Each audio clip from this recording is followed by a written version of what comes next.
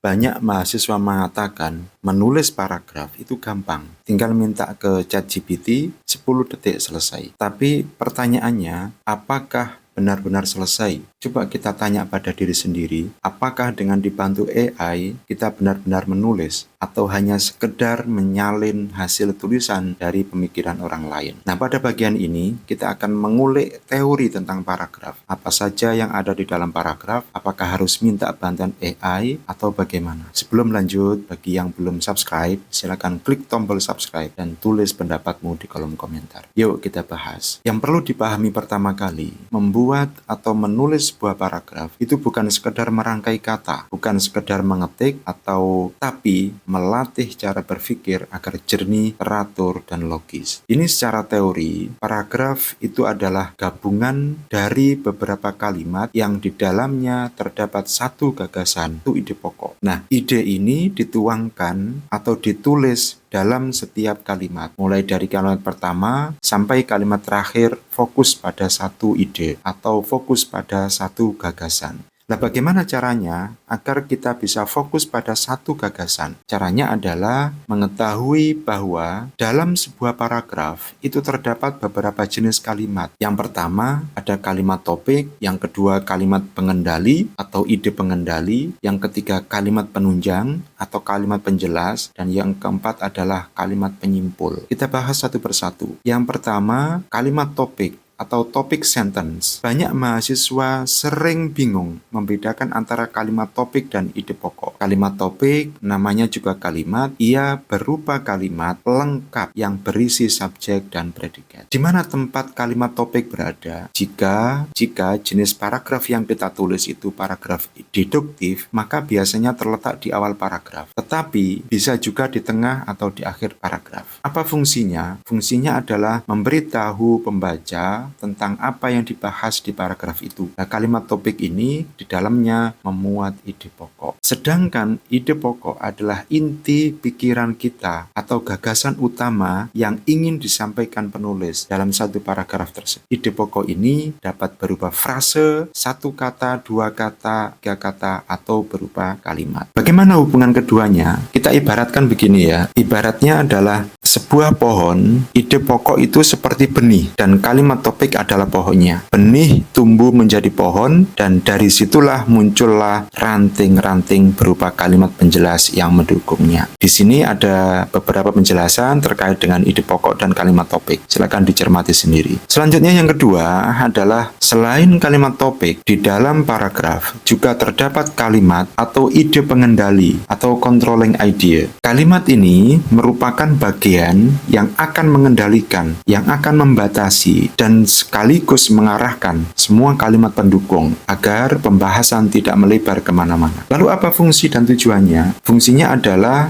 mencegah paragraf menjadi terlalu luas atau melenceng dari fokusnya. Penulis tahu persis poin spesifik apa yang harus dikembangkan. Tanpa ide pengendali, sebuah paragraf cenderung menjadi kumpulan fakta acak tentang topik tersebut, bukan argumen atau penjelasan yang terfokus. Yang selanjutnya adalah yang ketiga, ada kalimat penunjang atau penjelas atau supporting sentence. Kalimat penunjang ini merupakan kalimat yang mendukung atau menjelaskan, menguatkan, dan juga memberi contoh untuk ide pokok yang sudah disampaikan dalam kalimat topik. Apa fungsinya? Fungsinya bisa jadi menjelaskan ide pokok lebih rinci tentang bagaimana, mengapa, kapan, dan di mana. Yang kedua adalah memberi alasan yang membuat ide pokok itu masuk akal. Kemudian menyajikan bukti atau contoh, fakta, data, ilustrasi, atau pengalaman. Di samping itu juga menambahkan rincian, penjelasan, perincian definisi, menghubungkan kalimat topik dengan kalimat penutup.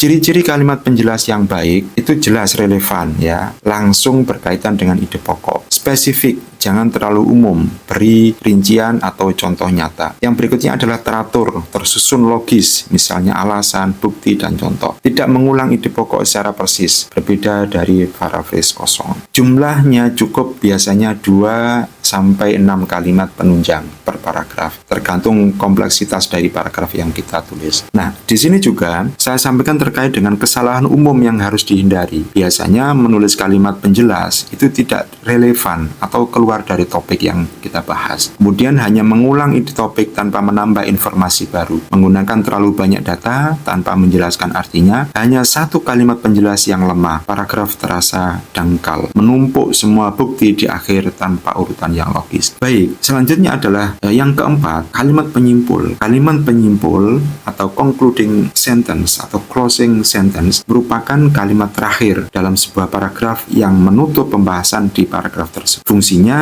merangkum poin-poin utama yang telah dibahas di paragraf dalam bentuk singkat, menegaskan kembali ide pokok atau kalimat topik, atau memberi transisi ke paragraf berikutnya untuk menghubungkan gagasan kita dari paragraf 1 ke paragraf berikutnya. Nah, ada juga yang bingung, kalimat penyimpul apa sama dengan kesimpulan? Beda. Kalau kalimat penyimpul itu ada di akhir tiap paragraf. Tugasnya menutup paragraf itu saja. Kalau kesimpulan biasanya ada di akhir sebuah esai atau artikel atau laporan yang merangkum keseluruhan teks, menarik generalisasi dari beberapa paragraf, atau memberi rekomendasi atau penilaian akhir. Jika paragraf itu seperti sebuah bab kecil, kalimat penyimpul adalah pintu yang menutup bab itu. Kesimpulan adalah ringkasan akhir yang menutup seluruh buku. Ciri-ciri kalimat penyimpul yang baik, singkat dan jelas, tidak memperkenalkan ide baru, merekap inti paragraf, bukan mengulang kata demi kata.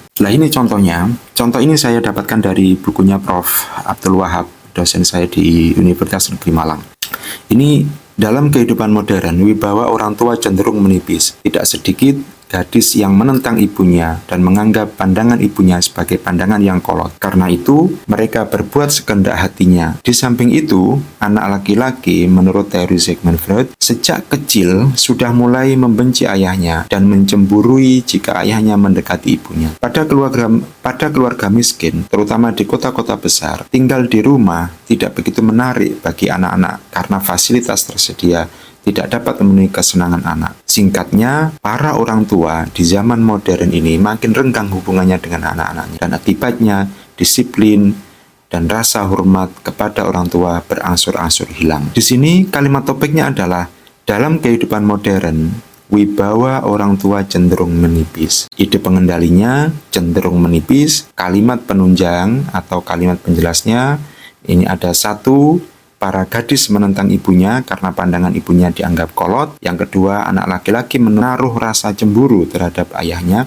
Dan yang ketiga, anak-anak miskin di kota-kota besar tidak tahan tinggal di rumah. Kalimat penyimpul, singkatnya, para orang tua di zaman modern ini makin renggang hubungannya dengan anak-anaknya, dan akibatnya disiplin dan rasa hormat kepada orang tua berangsur-angsur hilang. Jadi, kalau kita ingin menulis paragraf yang kuat, coba gunakan pola sederhana ini. Kalimat topik, kalimat pendukung 1, kalimat pendukung 2, kalimat pendukung 3, dan baru kalimat terakhir adalah penyimpul. Jadi, kalau hari ini kita bilang menulis itu mudah tinggal pakai AI, coba pikir lagi.